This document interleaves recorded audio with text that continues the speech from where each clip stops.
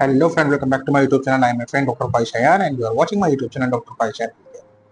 Friend, आज जो मेरा टॉपिक है वो है ब्लड कैंसर क्या होता है, क्यों होता है, किन्हें हो जाता है, कैसे ट्रीटमेंट इसका होता है, क्या इसके सिम्टम्स होते हैं।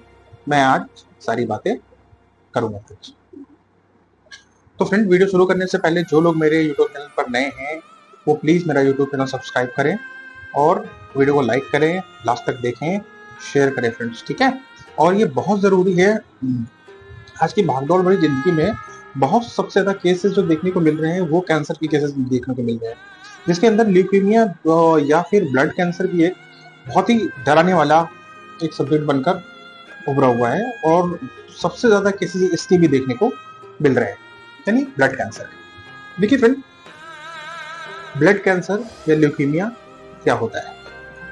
हमारे ब्लड जो है, ब्लड में तीन जो होता है, ब्लड जो है तीन तरह से मिलकर बना होता है, WBC, RBC और प्लेटलेट। और ब्लड में सबसे ज्यादा RBC होता है 99%, 0.2% जो होता है वो WBC होता है और 0.8% जो होता है वो आपके प्लेटलेट्स होते हैं। तो ब्लड में मौजूद जब WBC की संख्या RBC की संख्या से ज्यादा हो जाती है तो उसको ल्यूकेमिया बोलते हैं। मेरा कहने का मतलब है कि जब भी आपके बॉडी के अंदर या आपके ब्लड में WBC की मात्रा आपके RBC से ज्यादा हो जाती है तो ये चीज देखने को मिलती है। अब रहा कि आपको पता होगा कि हमारे बोन मैरो में ब्लड बनता है। जो हड्डियां होती हैं, हड्डियों के अंदर जो खोखला हिस्सा होता है बोन मैरो, उनमें ब्लड बनता है। और किसी भी तरीके से बोन मैरो में इन्फेक्शन हो जाना या कोई ऐसा WBC का DNA जो इन्फेक्टेड है वो फिर दूसरी DNA को भी इन्फेक्ट कर देता है, जिसकी वजह से ये ल्यूकेमिया एक से दूसरे में बढ़ता जाता है। तो कहने का मेरा मतलब ये है कि जब WBC की संख्या ब्लड में मौजूद RBC की संख्या से ज्यादा हो जाती है तो फिर वहां पर क्या होता है,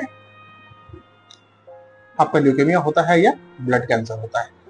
अब आता है कि कॉज क्या होता है, ब्लड जो ल्यूकेमिया है वो किन्हें होता है, सबसे ज्यादा किनको देखा जाता है कि क्या कॉज होते हैं, क्या कारण होते हैं। देखिए, ब्लड कैंसर होने का जो कारण है वो फर्स्ट में देखा यह जाता है कि पारिवारिक कोई हिस्ट्री होना। आपके परिवार में उससे पहले भी अगर कोई हिस्ट्री है कैंसर की, ब्लड कैंसर की, तो फिर ये आपको हो सकता है। दूसरा, आप स्मोकिंग करते हैं या आप बहुत ज्यादा अल्कोहल कंज्यूम करते हैं, आप अल्कोहलिक हैं, बहुत ज्यादा शराब देते हैं, तो हो सकता है। एक तरह का डाउन सिंड्रोम होता है, अगर वो डेवलप हो जाए या कंटिन्यू एनीमिया रह रहा है तब। दूसरा, आपका हाई रेडिएशन की चपेट में अगर आप आ रहे हैं, हाई रेडिएशन मतलब जैसे सिटी है, MRI है, एक्सरे है, हाई रेडिएशन की चपेट में आप लगातार रह रहे हैं तब। फिर नेक्स्ट जो है वो फिर है बेंजीन जैसे केमिकल कंपाउंड के संपर्क में आप लगातार रह रहे हैं तो भी ये आपको हो सकता है। अब आता है फ्रेंड्स कि इसके सिम्टम्स क्या होते हैं। सिम्टम्स क्या होते हैं कि जब भी WBC जो होता है वो हमारी बॉडी में क्या करता है कि वो इन्फेक्शन से लड़ने का काम करता है। और जब WBC खुद ही इन्फेक्टेड हो जाता है, संक्रमित हो जाता है, तो फिर क्या करता है, हमको बहुत जल्दी इन्फेक्शन होना शुरू हो जाता है। खून अगर कहीं पर कट लग गया है तो खून तेजी से बहेगा। बार बार आपको फीवर आ सकता है, बुखार हो सकता है, बार बार इन्फेक्शन हो सकता है, खून की कमी हो सकती है। इसके अलावा भूख में कमी हो सकती है, थकान है, जोड़ों और हड्डियों में दर्द हो सकता है और ब्रीथलेसनेस हो सकता है, एनीमिया हो सकती है और थकान बहुत ज्यादा लग सकती है आपको। और ये सारी चीजें आपको देखने को मिल सकती है। अब आता है कि ल्यूकेमिया या ब्लड कैंसर कितने तरह के होते हैं। तो ल्यूकेमिया या ब्लड कैंसर जो होते हैं वो 4 टाइप के होते हैं।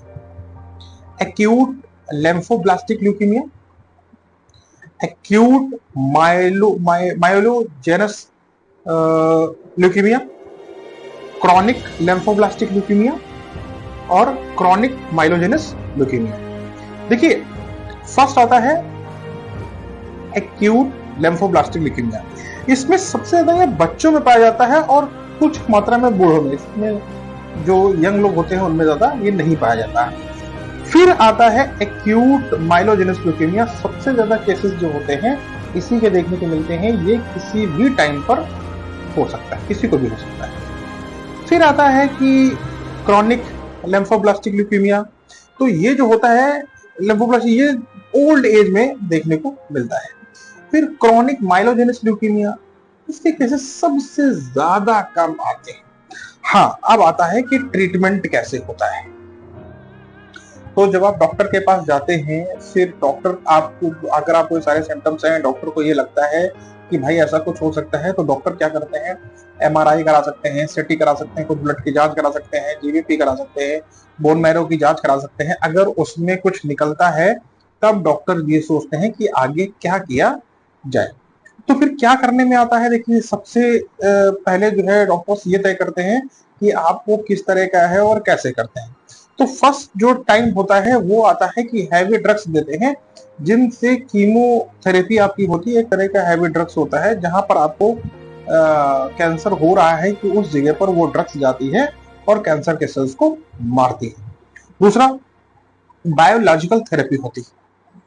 तीसरा, रेडिएशन थेरेपी होती है, रेडियोलॉजी होती है, जिससे बहुत सी स्ट्रॉन्ग जो होती हैं रेज होती हैं, जिनसे उस जगह के कैंसर को खत्म किया जाता है। फिर आता है बोन मैरो ट्रांसप्लांट, जो सबसे ज्यादा इस्तेमाल किया जाता है, उपयोग में लाया जाता है, वो है बोन मैरो ट्रांसप्लांट। फिर आता है आपका सपोर्टिव ट्रीटमेंट, जो भी आपको जरूरत हो रही है, जैसा भी जरूरत पड़ रहा है, ऑक्सीजन का, ब्लड का, ये सपोर्टिव ट्रीटमेंट होता है। ठीक है फ्रेंड्स, तो उम्मीद है फ्रेंड्स कि आपको ब्लड कैंसर का मैंने जो छोटा सा आपको समझाने की कोशिश करी है, आपको समझ में आया होगा कि ब्लड कैंसर क्या होता है या ल्यूकेमिया क्या होता है, और ये क्यों होता है, किस तरह होता है और कैसे इसका ट्रीटमेंट किया जाता है। तो फ्रेंड, आज के लिए इतना ही। फिर बात करते हैं किसी और चीज पर, किसी और टॉपिक पे। तब तक के लिए नमस्कार।